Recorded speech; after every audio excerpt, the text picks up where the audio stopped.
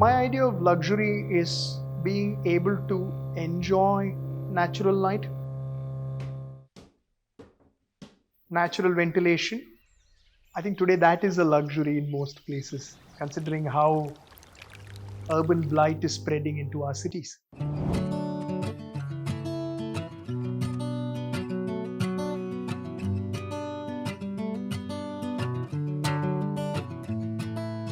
Our design philosophy is built on 4 cornerstones of design. It's cost, program, technology, and then context. This is what drives our architecture. Hi, I'm architect Siddharth. Today we're going to talk about the House of Cascading Gardens at Salem.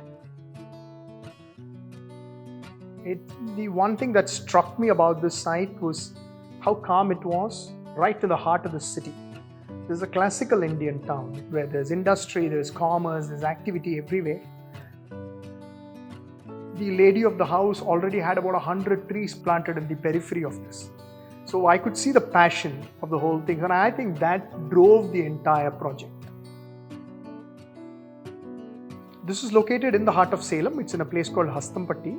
The total plot area is approximately about 44,000 square feet. The total built-up area is about 17,500 square feet and change.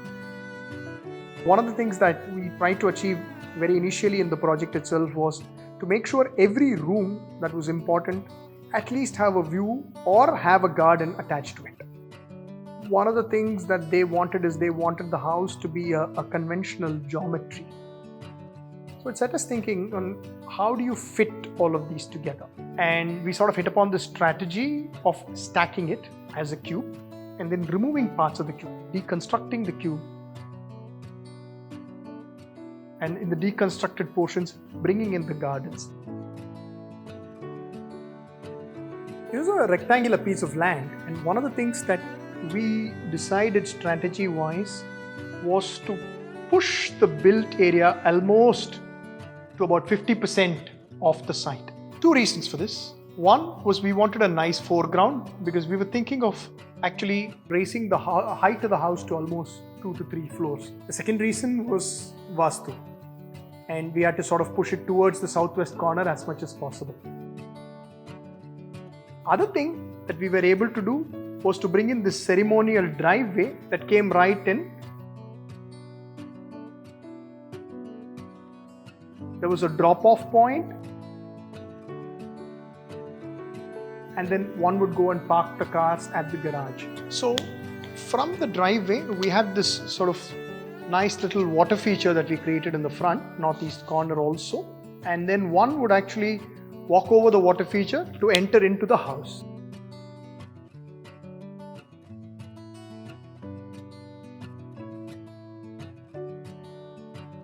Spatial organization wise, we had all the public areas right in the front. And we sort of pushed the private areas and the bedrooms to one corner.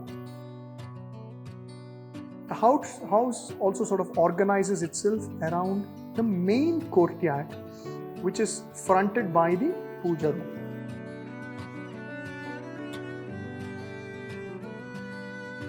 And the central courtyard is dominated by the Amritamantan scene. This was actually painted by these young artists collaborative called Hata, 2 girls who did a beautiful job of doing this Amritamantan, which is the focus point of the entire house. We are in the heart of the house. This is the atrium around which the entire house is organized. And the nucleus of the atrium is the puja room. The puja room fronts this area because this is an area where people can gather during religious functions or social functions. This is a space that's literally carved out of stone. The monochromatic feel of Satvario is also taken into this space, but it's defined by these beautiful blue onyx. They are non-dyed blue onyx, so it's natural blue onyx, mildly lit blue onyx, which sort of defines this atrium courtyard. The puja room also acts as a privacy barrier for the bedrooms in the back. We have 2 kitchens, which is very, very typical of Western Tamil Nadu. And then around the courtyard, there are two very important living spaces. There's a formal living room, which is a 1.5 storied living space. This is the formal living space. And then there is an informal family space which connects with the dining space. And both the dining and the family space open out into this lovely patio space, which then opens out into a nice side garden.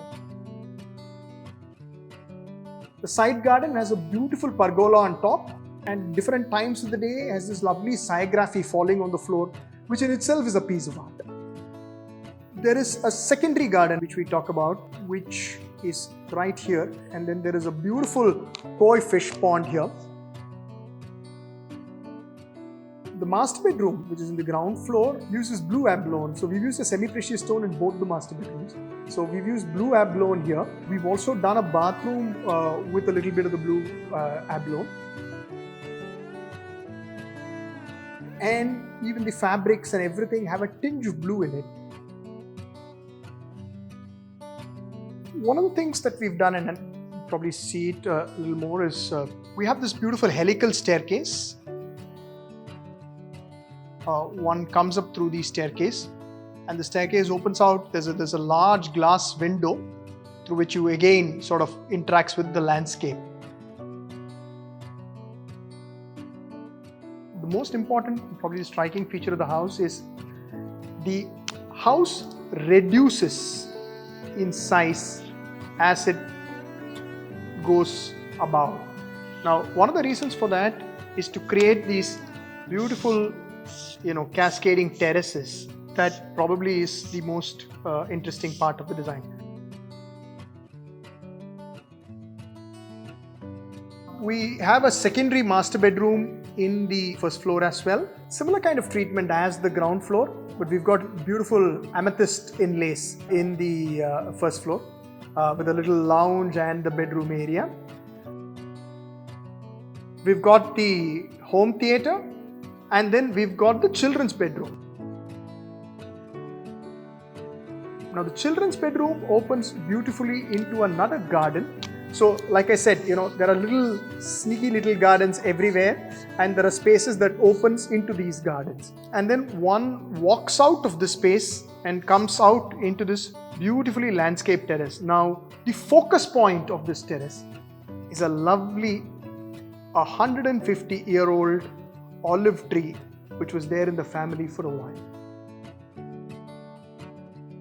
You follow the windy path of the helical staircase and you go up, and the second floor you walk straight into a nice little Manchester United themed bar.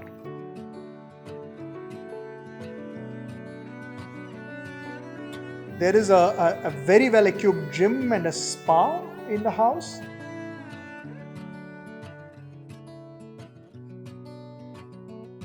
And then there is a beautiful indoor pool which is planned here.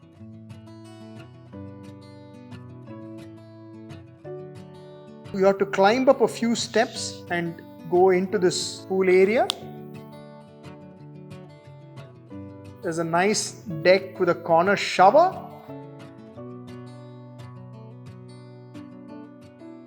So one of the interesting things about the pool is there's this small Bizaza actually did the tiling for the pool, and there is a line that's mentioned in the pool which is "Do or do not, but there is no try." And that's inspired by Star Wars, by Yoda. The client is a big Star Wars fan, and we thought the best place to do it was in the pool. So it was sort of like there's a countercurrent that happens in the pool, and I thought that would be a great inspirational statement in the pool. The name of the house suggests we have another large terrace garden here. So if the first floor had this beautiful olive tree that was the focal point, the second floor has an H-shaped walking track, and then it's got these pergolas with misting pipes. And the third floor, the house further reduces, and all it has is a hall, and then there is a little yoga / meditation space on the third floor. and then everything else is garden. And from the third floor, you can see this cascading garden all the way down.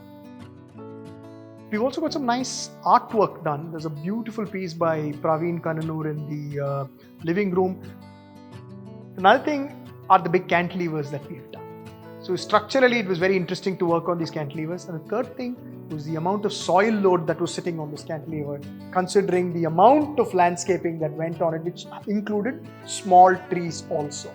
So these are something that we were able to work through along with our structural team.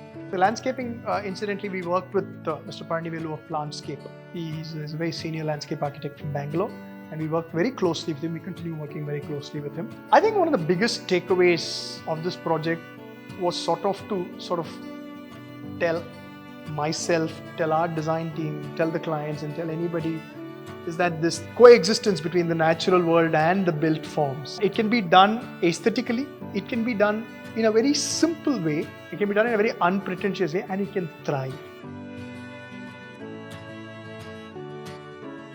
I've never believed of a house and a garden. I've always believed of a house in a garden.